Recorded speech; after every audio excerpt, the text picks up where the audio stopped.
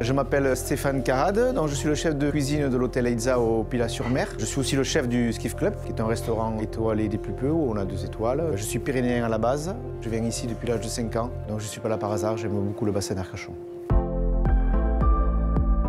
J'aime beaucoup le champagne, je trouve que c'est convivial, j'aime bien le boire à l'apéritif avec des amis. Il y a aussi effectivement, comme le de Venoge, des accords assez sympathiques à faire en cuisine.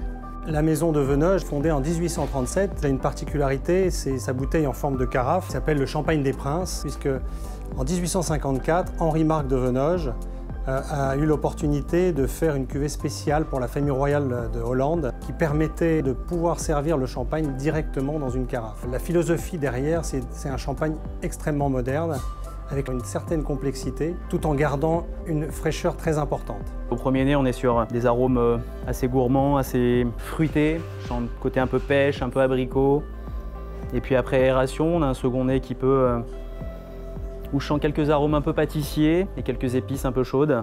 Il y a plein d'accords possibles et imaginables avec ce type de champagne. Et pour coller aussi encore une fois à ma cuisine et puis surtout à la saison et puis à la région, on a travaillé une première recette, c'est une huître du bassin d'Arcachon, mariée avec une marinière de palourdes, quelques palourdes. J'ai mis des petites graines de badiane avec une tranchette de lime pour l'acidité et surtout pour le côté agrume du vin. Et à côté, il y a une petite brioche au beurre. Deuxième plat, donc homard. On mélange ça avec du citron caviar, du caviar et de la tagette mandarine. Donc c'est une petite herbe qui a goût de mandarine. C'est juste à peine cuit.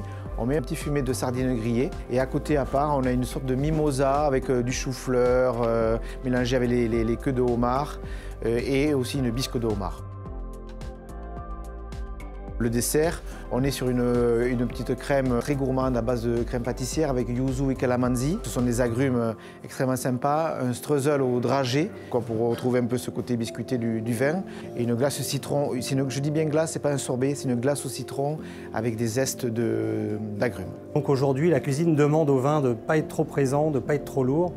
La finesse de la cuisine devait s'adapter à une finesse de vin et là, la gamme des Princes et notamment le Prince Extra Brut avec un faible dosage permet à la cuisine de s'exprimer également.